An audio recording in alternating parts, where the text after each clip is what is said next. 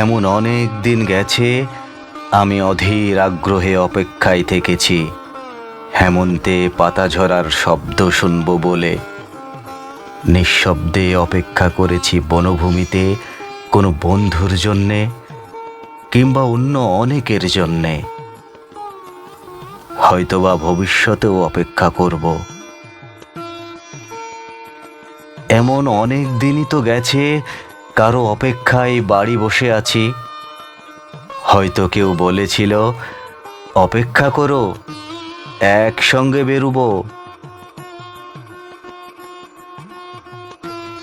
এক শনিবার রাতে খুব ক্যাজুয়ালি কোনো বন্ধু ঘোরের মধ্যে গোঙানের মতো উচ্চারণ করেছিল, বাড়ি থেকো, ভোরবেলা তোমাকে তুলে নেব।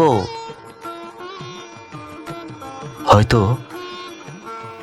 হয়তোবা ওর মনের মধ্যে ছিল চুনিয়া অথবা শ্রীপুর ফরেস্ট বাংলো। আমি অপেক্ষায় থেকেছি।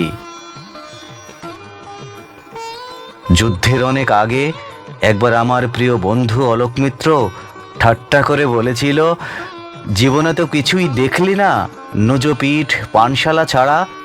চল, তোকে দিনাজপুরে নিয়ে যাব। কান্তজির মন্দির ও রামসাগর দেখবি, বিরাট গোলাকার চাঁদ, মস্ত খোলা আকাশ দেখবি, পলা ও আধিয়ারদের জীবন দেখবি। গল্প টল্প লেখার ব্যাপারে কিছু উপাদান পেয়ে যেতেও পারিস। তৈরি থাকিস, আমি আসব। আমি অপেক্ষায় থেকেছি। আমি বন্ধু, পরিচিত জন, এমনকি শত্রুর জন্যেও অপেক্ষায় থেকেছি।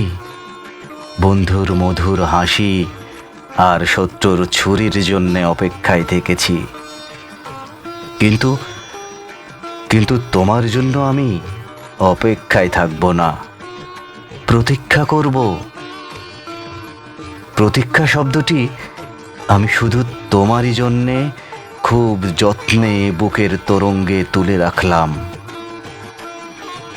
অভিধানে শব্দ দুটির তেমন কোনো আলাদা মানে নেই, কিন্তু কিন্তু আমরা দুজন জানি এই দুই শব্দের মধ্যে পার্থক্য অনেক।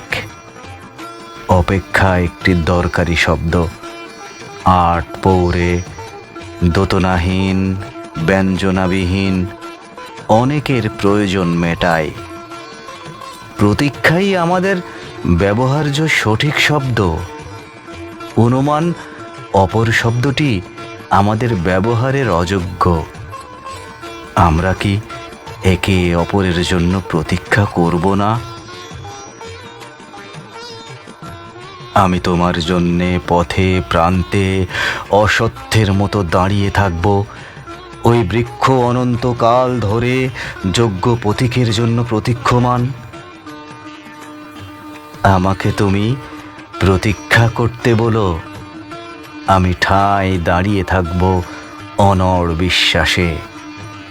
দাঁড়িয়ে থাকতে থাকতে আমার পায়ে শিকড় গজাবে, আমার প্রতীক্ষা তবুও ফুরোবে না, তবুও ফুরোবে না।